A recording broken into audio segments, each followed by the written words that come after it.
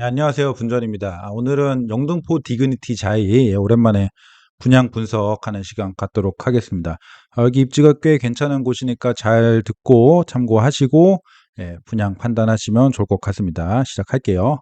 여기는 이제 양평 12구역 도시환경정비사업이라는 것입니다. 도시환경정비사업은 이제는 이제 재개발로 통합이 됐는데 예전에는 도시환경정비사업이라고 별도로 구분해서 분류를 하긴 했는데 이렇게 보시면은 상업지역과 공업지역을 이렇게 효율적으로 이용하고 도심이나 부도심 도시 기능의 회복 뭐 이렇게 상권 활성 그러니까 주거지역만 있는 곳을 이렇게 재개발해서 뭐 주거 환경 개선하는 게 아니고 주거지역도 있지만 거기에 이제 상업지역이나 공업지역 같은 것을 개선해 가지고 상업지로서도 되게 복합적인 개발을 할 수 있는 그런 복합 개발이라고 보시면 될 것 같고 대체적으로 초역세권이나 역세권이고 그다음에 주상복합으로 왜냐하면 상업지역을 같이 개발을 하니까 주상복합으로 짓거나 아니면은 그 상가 같은 것이 굉장히 큰 규모로 지어지거나 이런 식으로 해서 좀 상업지와 주거지, 주택 혹은 뭐 업무지와 뭐 주택 요런 게 복합적으로 개발되는 그런 정비 사업이라고 보시면 될 것 같습니다. 요 양평 12구역 자체는 좀 이 아파트와 고층 아파트와 큰 규모의 지식산업센터 그다음에 상가들이 이렇게 복합적으로 개발이 되는 곳이지만 그 건물들이 명확하게 나눠져 있기 때문에 아파트 단지 자체는 완전히 아파트, 주상복합 형태가 아니고 완전히 아파트 형태를 띠고 있다라고 보시면 될 것 같고 용적률이나 건폐율을 봐도 일반 아파트 단지 수준으로 이렇게 나와 있기 때문에 뭐 주상복합의 단점 같은 거는 전혀 없는 그냥 아파트 단지를 형태를 띠고 있다라고 보시면 될 것 같습니다. 예, 그래서 보시면은 뭐 35층까지 꽤 고층이고 707세대니까 너무 적지 않은 뭐 중급 규모, 대단지까지는 아니지만 중급 규모라고 보시면 될 것 같고 입지부터 좀 살펴보면은 좀 확대한 입지부터 보면은 양평역 완전 초역세권 이게 가장 큰 장점이겠죠. 그래서 여기가 양평 12구역인데 여기는 지식산업센터 같이 들어오고 여기가 아파트 부지라고 보시면 될 것 같고 주변에 요쪽은 아직 공업지로 좀 낙후된 편이고 위쪽이 조금 지식산업센터들을 기반으로 해서 좀 상권이 많이 형성된 편입니다. 그리고 위쪽에 걸어서 롯데마트 요거 꽤 큰 롯데마트 있고 코스트코가 이렇게 있어서 걸어서 좀 마트나 이런 상권으로 이동하기가 좀 용이한 편이다라고 보시면 될 것 같아요. 그리고 영등포구청역이 나름 겨우 도보권 정도로 있다라고 보실 수 있겠습니다. 조금 넓게 보면은 여기에 또 하나의 큰 장점이 이제 목동학원가와 가깝다. 우리나라 뭐 서울 두 번째 가는 학원가죠. 대치 다음에 목동이잖아요. 그래서 목동학원가에 5호선 타고 한정거장이면 오목구역에서 여기 요 근처에 학원가가 있어요. 그다음에 여기 2단지, 5단지 사이 학원가에 뭐 버스 타고 갈 수 있는 그래서 목동 학원가 접근성이 굉장히 좋다. 요거 큰 장점이고 그다음에 아주 인근에 이제 여의도 5호선 타고 쭉 가면은 여의도 업무지구 갈 수 있고 또 이쪽으로 가면은 뭐 광화문이나 이렇게 업무지구 전반적인 업무지구 쪽에 지하철 대중교통 접근성이 상당히 괜찮다라고 보실 수 있고 그다음에 약간의 뭐 간접적 호재로 보시면은 신도림역 요쪽에 GTX 예정돼 있죠. 아주 가까워요, 여기. 예. 그래서 GTX 요거 호재도 살짝은 받을 수 있다 정도로 보시면 될 것 같고 그 조금 더 넓은 개념에서의 입지는 뒤쪽에 지하철 좀 설명드리면서 다시 설명드리도록 하겠습니다. 요 지하철 입지적으로 좀 판단하면은 일단은 여기 양평역 초역세권이긴 한데 사실 객관적으로 보면은 뭐 요렇게 부지가 이렇게 생겼으면은 마치 연결되어 있거나 뭐 바로 앞에 뭐 문주 바로 앞에 출입구가 있거나라고 생각할 수도 있는데 아쉽게도 횡단보도 하나 정도는 건너야 된다라는 점, 그 정도 약간 디테일하게 보면은 참고하시면 좋을 것 같고 영등포구청역 같은 경우에는 한 입구부터 한 11분 정도인데 한 763m 성인 남성 같은 경우는 한 8분 정도면 갈 수 있는 그 정도 거리고 단지 중앙부터 보면 한 850에서 900m 정도 되니까 조금 힘들지만 걸어갈 수는 있는 수준 이렇게 보시면 될 것 같아요. 그래서 물론 5호선 타고 가서 갈아탈 수도 있지만 사실 영등포구청역 같은 경우는 혹은 양평역도 마찬가지인데 5호선이라는 게 좀 지하로 팍팍팍 들어가야 그 플랫폼이 나오는 그런 문제가 있거든요. 그래서 웬만하면은 걸어서 가서 2호선으로 가서 2호선을 바로 타는 그런 쪽이 나올 수 있기 때문에 여기에 도보권인 것도 굉장히 장점이라고 보실 수 있겠어요. 그래서 더블 역세권이라고는 하기엔 약간 아쉽고 뭐 준 더블 역세권 혹은 뭐 거진 더블 역세권 요 정도로 평가할 수 있겠습니다. 여기도 그래도 상당히 장점이다라고 보시면 될 것 같아요. 그래서 이 지하철을 타고 직주 근접 어느 정도로 접근성이 좋은지 요거 살짝 살펴봤는데요. 보면은 여의도까지 5호선 타고 11분이면 갑니다. 11분 굉장히 좋죠. 그래서 그다음에 광화문역까지 24분. 예, 5호선 타고 바로 가면 되니까요. 예, 24분이면 갑니다. 그리고 마곡도 5호선이면 바로 갈 수 있죠. 5호선이 요 그 고덕 쪽 5호선은 조금 그 역마다의 뭐 가치라고 해야 되나 뭐 그런 게 조금 떨어질 수 있는데 이쪽 서쪽의 5호선은 굉장히 좋아요. 뭐 서쪽이나 뭐 중심부부터 서쪽까지의 5호선은 뭐 마곡지구 있고 여의도지구 있고 광화문지구 있고 그다음에 중간 쪽에 또 뭐 동대문이나 하여튼 굉장히 좋은 그 노선이기 때문에 저 동쪽의 5호선보다 이쪽의 5호선이 굉장히 좋은 편이라고 보시면 될 것 같아요. 그리고 아까 말씀드린 오목구역이나 목동역 요런 데 학원가 이렇게 있기 때문에 이쪽의 5호선은 상당히 가치 있는 5호선이라고 보셔도 무방할 것 같고 뭐 아까 설명드렸듯이 여의도 11분, 광화문 24분, 마곡 19분 이렇게 여기 직주 근접이 아주 뛰어나다 5호선으로. 그다음에 이제 강남권 좀 멀 것 같은데 사실은 좀 따져 보면은 삼성역까지 영등포구청역까지 꾹꾹꾹꾹 걸어가면은 여기 한 10분 정도 걸리잖아요. 그다음에 삼성역을 지하철만 따지면은 37분이면 되기 때문에 삼성역 출퇴근도 한 50분 정도로 끊을 수 있고 판교역조차도 구청역까지 쭉쭉쭉쭉 한 10분 걸려서 걸어가면은 여기도 지하철만 따지면 49분, 환승시간 포함해서 49분이면 되기 때문에 총 1시간 정도 뭐 출퇴근할 수 있잖아요. 그래서 판교까지도 출퇴근할 수 있는 그런 입지를 가지고 있다라고 보시면 될 것 같고 을지로 입구역 2호선 타고 가니까 영등포구청역에서 요건 접근을 할 수 있는 그런 기준으로 봤는데 을지로 입구역까지 뭐 19분이면 가고 해서 전반적으로 굉장히 출퇴근하기 용이한 입지에 있다라고 보시면 될 것 같아요. 그래서 괜찮죠, 입지가 대중교통 기준으로 보는 입지가 그렇게 판단하고 그 지하철 외에 좀 주변을 좀 봤어요. 그래서 사실은 저는 양평 12구역의 약간 단점이라고 하면은 현재 기준으로는 상당히 좀 주변이 낙후된 편입니다. 그래서 좀 뭔가 아이를 좀 편하게 키운다거나 맘 편히 키운다거나 뭔가 산책을 하거나 유모차를 끄고 어디 이동하거나 뭐 요런 거에 있어서는 좀 좋지 않은 편이긴 해요. 솔직히 말해서 여기 보시면은 공업 지역들 이렇게 굉장히 낙후된 공업 지역들의 차도가 굉장히 주변에 차도가 또 많아요. 예, 차도가 많기 때문에 이쪽에 봐도 좀 오래된 이런 상가 주택들 상권들 이렇게 보고 어디든지 다 상권들이 되게 많습니다. 예, 차도들이 되게 많습니다. 하지만 양평역을 이렇게 건너가면은 여기 지식산업센터들이 많이 들어오면서 여기는 많이 개발이 된 상태예요. 그리고 롯데마트도 이렇게 크게 있고 코스트코도 상당히 규모 있게 돼서 요쪽의 상권이 좀 많이 발달돼 있고 그다음에 그 공업지 지나서 조금 아래쪽으로 내려가면 이제 영등포구청이나 요쪽에 또 조금 더 개발된 그런 또 지역들이 좀 나타나기 때문에 요 바로 양평역 주변이 문제인데 요 바로 양평역 주변이 사실은 여기 재개발로 이렇게 예정이 돼 있습니다. 여기도 재건축하고 재개발하고 여기 재개발하고 여기 딱 아까 제가 그 사진 이미지로 캡처 이미지로 보여드린 로드뷰로 보여드린 그런 것들이 다 요런 것들이거든요. 그래서 재개발이 예정이 돼 있어요. 그렇기 때문에 나중에 가면은 해결이 되긴 합니다. 그렇지만 아마 여기가 지어지고 나서는 아직은 뭐 이렇게 되게 낙후된 상태고 여기가 이제 사업이 잘 돼 가지고 뭐 착공에 들어간다고 해도 또 몇 년 동안은 공사판일 가능성이 있고 이제 그런 것들은 충분히 단점으로 미리 감안하시고 들어가셔야 된다라는 점 제가 설명드리기 위해서 요거 같이 갖고 왔고 양평 13구역 같은 경우는 사실 양평 12구역이랑 같이 막 진행을 하고 있었어요. 그래서 2000 뭐 20년쯤에 뭐 사업 시행 인가도 받고 막 그랬을 거예요. 그런데 이게 좀 안 좋게 되면서 지금 공공 재개발로 좀 다시 시작하는 그런 차원이라서 지금 뭐 여기는 조금 더 빨리 될 수 있어요. 여기보다는 어쨌든 사업 진행 둘 다 공공 재개발로 할 예정이고 여기는 재건축 진행 중이다라고 보시면 될 것 같습니다. 그래서 전반적으로 보면은 굉장히 낙후되어 있는 게 단점이다. 하지만 언젠가는 개발이 될 것이다. 예, 이렇게 참고하시면 좋을 것 같습니다.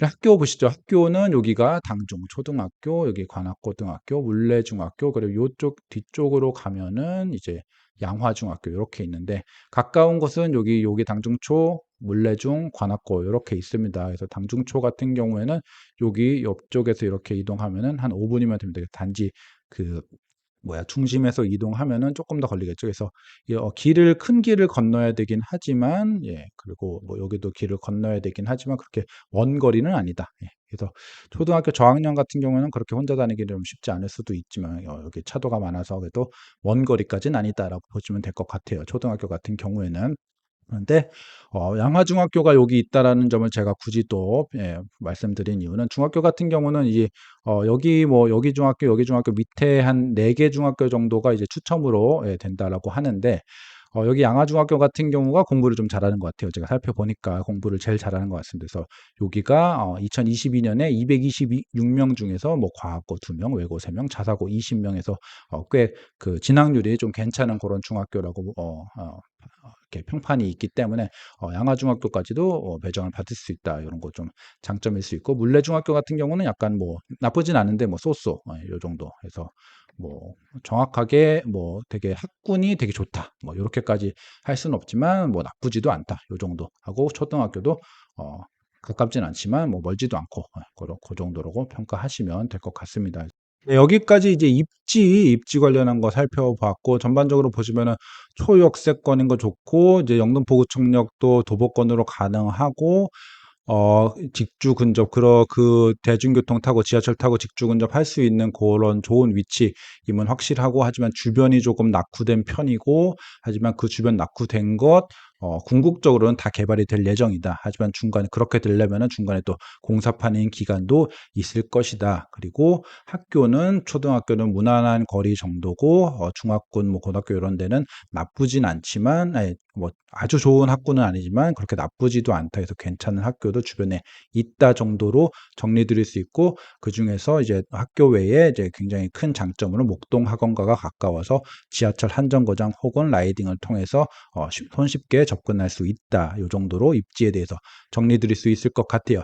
그러면 단지에 대해서 좀 살펴보시죠. 단지 일단은 커뮤니티부터 보겠습니다. 커뮤니티 이 정도면은 700세대의 규모 대비해서 좀 고급지다라고 좀 봤어요. 그래서 되게 고급화는 아니지만 좀 강북에 그러니까 비강남권에 700세대 정도의 어떤 커뮤니티 치고는 뭐 여기 보시면은 GTX 7타석의 골프 연습장, 그 다음에 뭐 스크린 골프, 그 다음에 여기 사우나, GX룸, 뭐 피트니스 여기 좀 큰 규모로 있고 그 다음에 뭐 카페테리아도 꽤 큰 규모로 있어서 이 정도면은 주민들이 협의하면은 뭐 어느 정도 뭐 브런치 뭐 이런 샌드위치 정도는 판매할 수 있을 정도의 규모 충분히 되고 북카페도 이렇게 있고 해서 전반적으로 이 700세대라는 규모 대비해서는 나쁘지 않다라고 보시면 될 것 같고 네, 그다음에 이제 배치도 보시면은 그냥 되게 무난합니다. 이렇게 남동향, 남서향, 남동향, 남서향으로 있고 해도 그냥 무난하게 채광도 나쁘지 않아요. 그래서 채광이 좀 좀 안 좋은 세대라고 보면은 여기 백사동 4호 라인 여기랑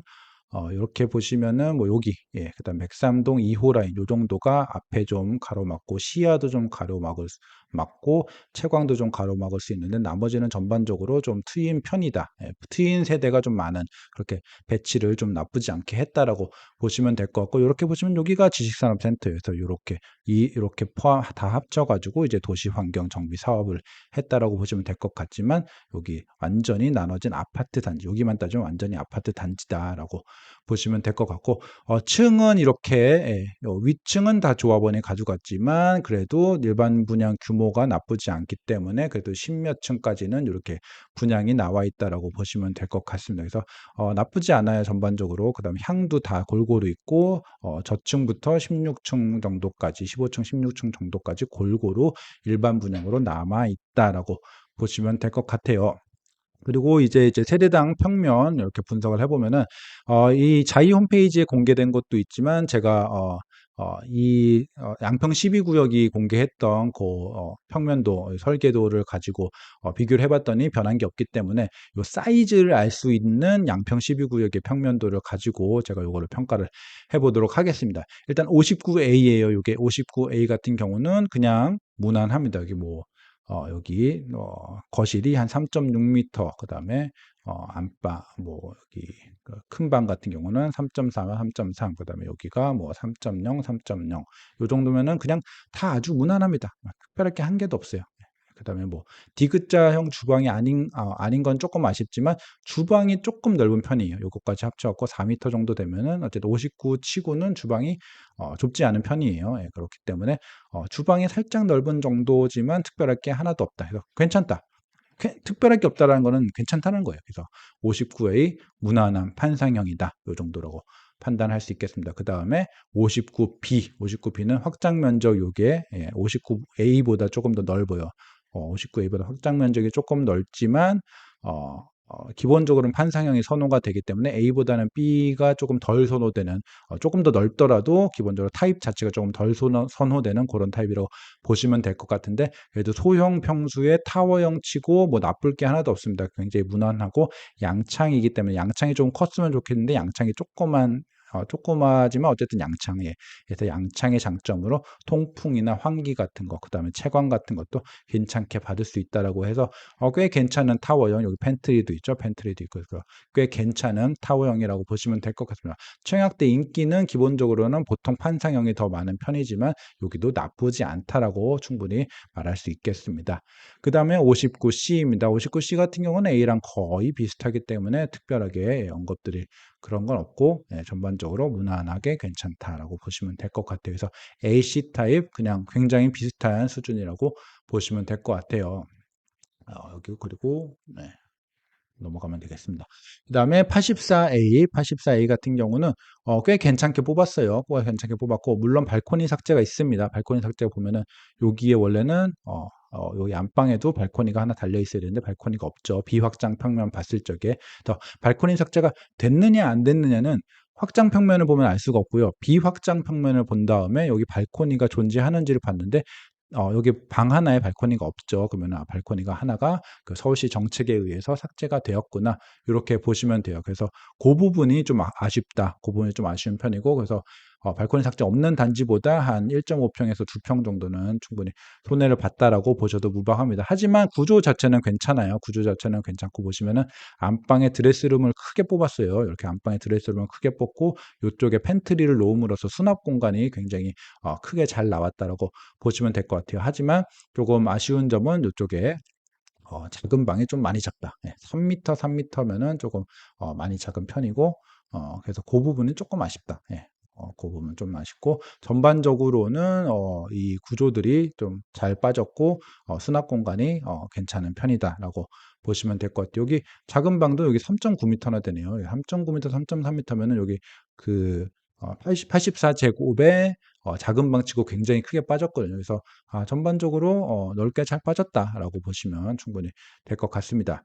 그다음에 여기 B타입 같은 경우 84B타입 같은 경우도 여기 비확장 평면 보면은 여기 발코니가 삭제가 되었죠. 그래서 여기는 조금 아쉬운 부분이 있지만 여기 B타입 같은 경우에도 안방에 여기 드레스룸을 크게 뽑아냈어요. 그다음에 여기도 거실 팬트리 여기 크게 뽑아내서 수납 공간을 좀 잘 해놓아서 괜찮고 타워형인데 여기 양창형을 해서 채광이나 뭐 통풍이나 이런 것들을 잘 해서 타워형의 단점을 보완하는데 충분히 신경을 많이 쓴 괜찮은 평면이라고 보시면 될 것 같습니다. 여기도 뭐그 샤워형 치고 괜찮게 잘 뽑아서 물론 A타입이나 이쪽에 C타입 같이 탄상형이 좀 더 인기가 많을 수 있겠지만 여기도 충분히 괜찮게 잘 뽑혔기 때문에 조금 틈새 전략을 내가 뭐 가점이 조금 좀 자신이 없다 싶으면은 요 B타입 과감히 도전해 보실 수도 있을 것 같습니다. 추후에 뭐 거래 가격 같은 경우에 큰 차이는 없을 것 같아요. 약간 어쨌든 판상형 선호하는 기본적으로 판상형만 선호하는 사람들이 있기 때문에 아주 약간 그 판상형이 조금 비쌀 수는 있지만 큰 차이는 없을 것이기 때문에 여기 꼭 당첨되고 싶은데 가점 자신이 없다라고 하면은 요 B타입 잘 노려보시면 좋을 것 같아요. 그리고 C타입 같은 경우는 제가 A타입과 C타입을 이렇게 비교해 봤어요. 비교해 봤는데 거의 비슷한 느낌이긴 하지만 여기에 보니까 대피 공간이 있습니다. 대피 공간. C타입에 대피 공간이 있어요. A타입엔 대피 공간이 없습니다.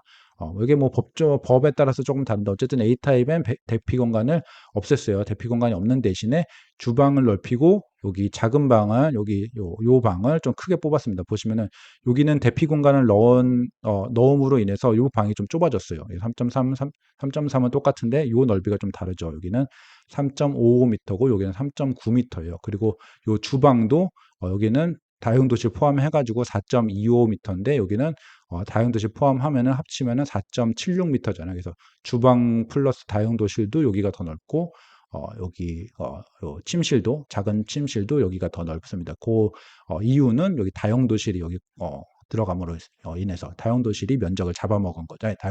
다시 여기 뭐야?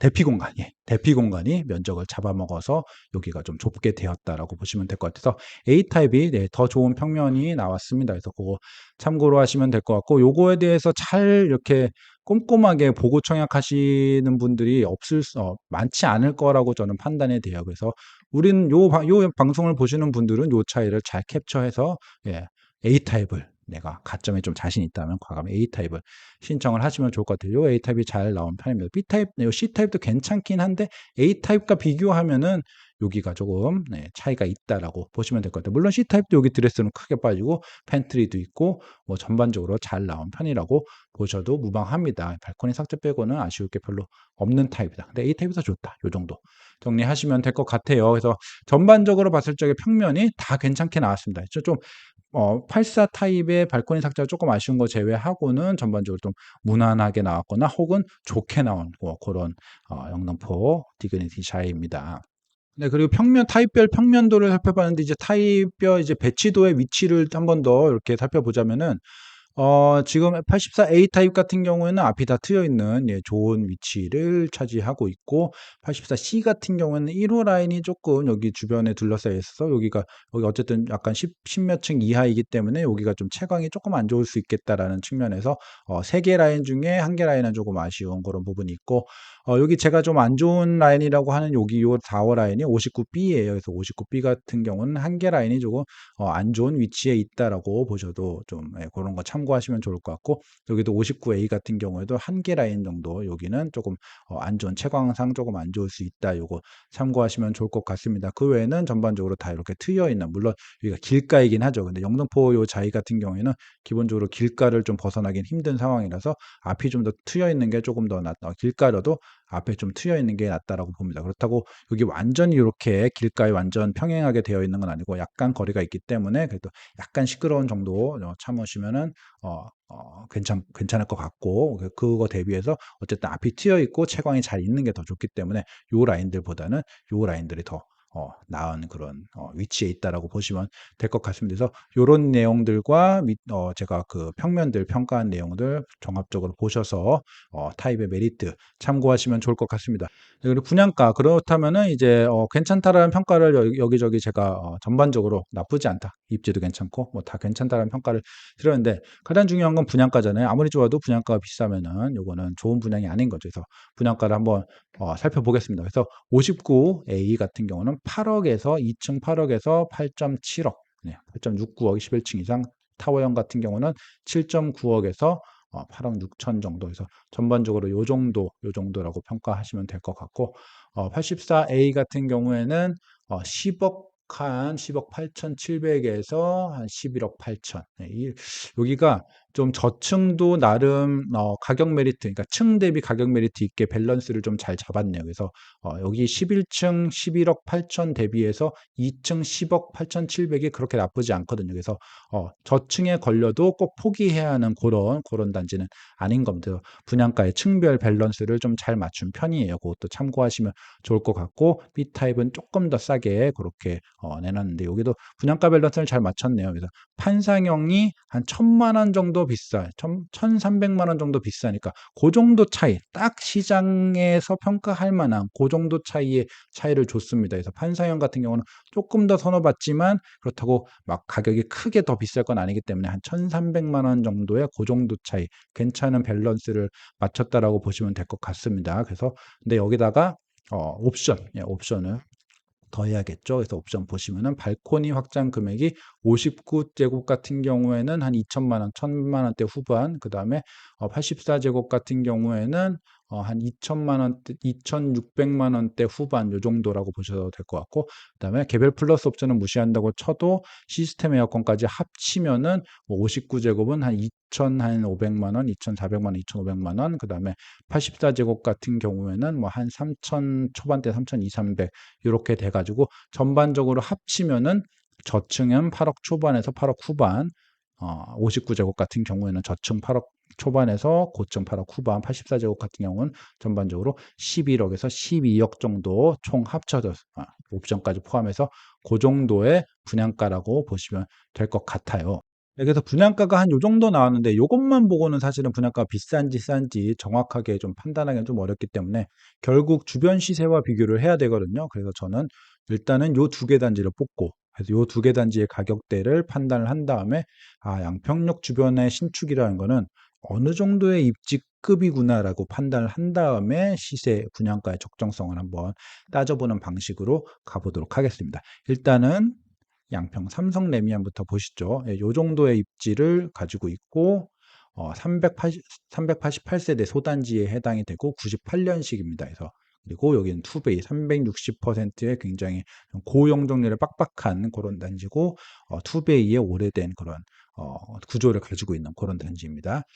가격은 최근에 7억 7천에 거래가 됐어요. 59제곱이 7억 7천이고 전고점은 9억 4천까지 가서 연식 대비해서 꽤 괜찮은 가격대를 보였고 그러면 여기 탄천뷰 여기 천뷰 때문에 그런 거 아니야라고 하기에는 105동이었네요. 105동 여기 아실 예, 아실 너무 좋은 앱이죠. 아실에서 이렇게 트래킹하기로는 105동이었습니다. 그래서 105동이니까 뭐 뷰 값으로 나온 것도 아니고 그냥 입지 값으로 59제곱이 7억 7천, 최고점 9억 4천 5백까지 갔고 84제곱 같은 경우는 최고가가 10억 5천이었습니다. 근데 너무 얼마 차이가 안 나는데 사실은 요 21년 2월부터 9월까지가 좀 더 상승기였기 때문에 84제곱도 아마도 여기 21년 좀 하반기쯤에 거래가 됐다라고 하면은 요거보다 높은 한 11억대의 가격에 거래가 되지 않았을까라고 생각이 됩니다. 여기도 뷰값이라고 하기에는 105동이었기 때문에 이것도 그 정도 해당 안 되고 이 정도 입지에 98년식이면은 지금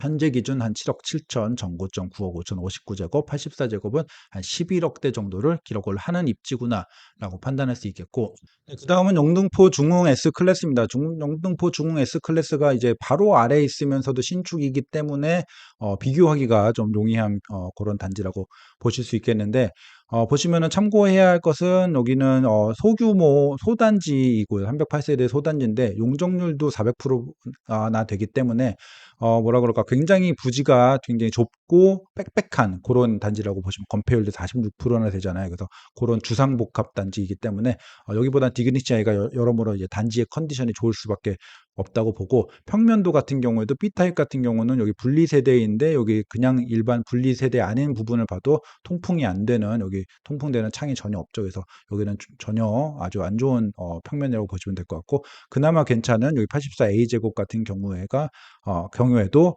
디그니티 자이와 비교해서는 조금 안 좋은 그런 평면을 보이고 있습니다. 그래서 타워형인데 약간 2형 타워형 이렇게 보시면 될 것 같아요.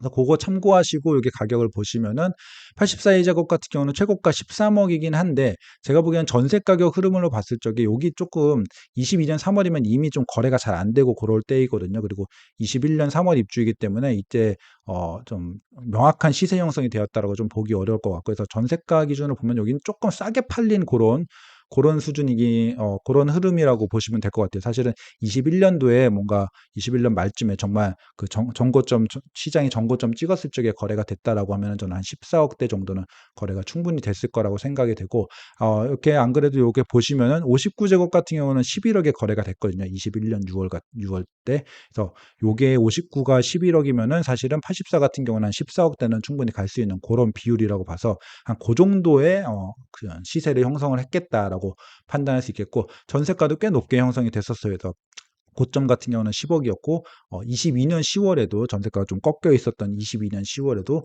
뭐 9억 4천 그전에도 9억 이렇게 높은 전세가를 좀 유지를 한 그런 단지라고 보시면 될 것 같고 59C 같은 경우에 최고점 매매가는 11억이고 전세 같은 경우에 최근에 2월 9일에도 5.5억으로 나름 버티고 있는 그런 그 괜찮은 실수요 쪽으로 좀 괜찮은 평가를 좀 받고 있다라고 보입니다. 그래서 전반적으로 보면은 영등포 디그니티 자이보다 입지도 떨어지고 규모도 떨어지고 그다음에 뭐 시설이나 평면 요런 것도 떨어지는데 한 14억대 뭐 11억 요 정도를 최고가 때 기록을 했다라고 하는 것은 굉장히 요 입지가 나쁘지 않은 평가를 받고 있구나라고 보시면 될 것 같고 요 삼성 레미안 같은 경우도 98년도에 여기 용적률 높은 소단지 아파트인데도 여기 59제곱 같은 경우에 최근에 7.7억까지 방어를 했다라는 점에서 꽤 그 입지가 양평이라는 입지가 꽤 높게 평가를 받고 있구나라고 충분히 판단할 수 있을 것 같아요. 그래서 전반적으로 보면은 제가 보기에는 디그니티 자이의 이 옵션 포함 가격이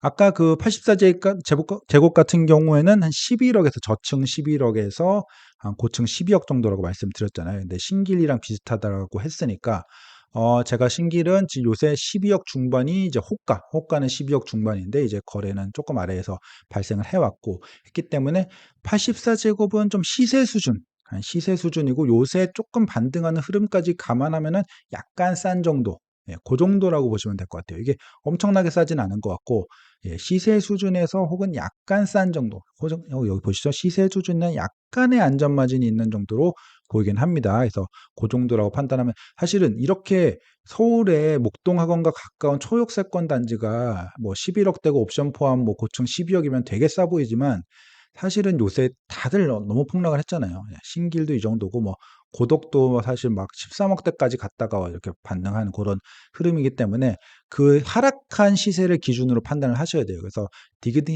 디그니티 자이가 좀 싸 보이긴 하지만 비슷한 급의 그 입지의 그 단지와 비교했을 적에 시세 수준이거나 약간의 안전 마진이 있는 정도라고 봅니다. 물론 여기다가 지금 당첨이 돼서 26년 입주니까 26년이 가면 더 비싸지겠지. 요런 가정은 할 수 있을 것 같아요. 하지만 현재 기준으로 보면은 시세 수준이다. 혹은 약간의 안전 마진이 있는 정도라고 판단이 됩니다.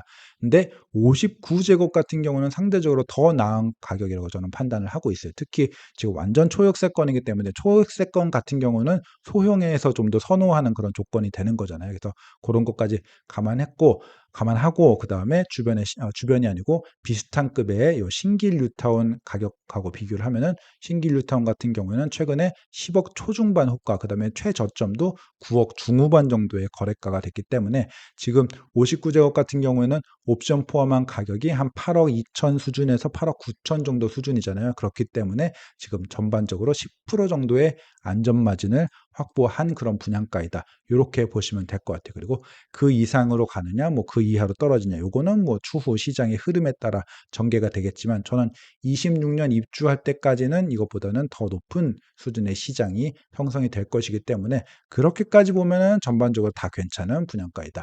요렇게까지 정리를 드릴 수 있을 것 같아요. 현재 기준으로 보면은 84 타입은 시세 수준 혹은 약간의 안전마진, 59 타입은 10% 정도의 안전마진, 요 정도로 정리 드릴 수 있을 것 같습니다. 네, 오늘 이렇게 디그니티 자이 좀 디테일하게 파헤치면서 분양가 평가까지 했는데 참고가 많이 되셨으면 좋겠고 내 집 마련 또 꼭 청약을 통해서 좋은 단지 잡으시면 좋겠고 여기 대박 단지까지는 아니지만 입지 괜찮고 미래 가치도 괜찮고 3년 후 입주이기 때문에 그때까지 저는 가격 상승이 충분히 있을 수 있는 곳이기 때문에 실거주로 요 입지 괜찮은 분이라면 저는 청약을 해도 괜찮다. 요 정도까지 말씀드리도록 하겠습니다. 네, 오늘 여기까지 끝까지 들어주셔서 감사하고 다음 분양 설명에서 뵙도록 하겠습니다. 감사합니다.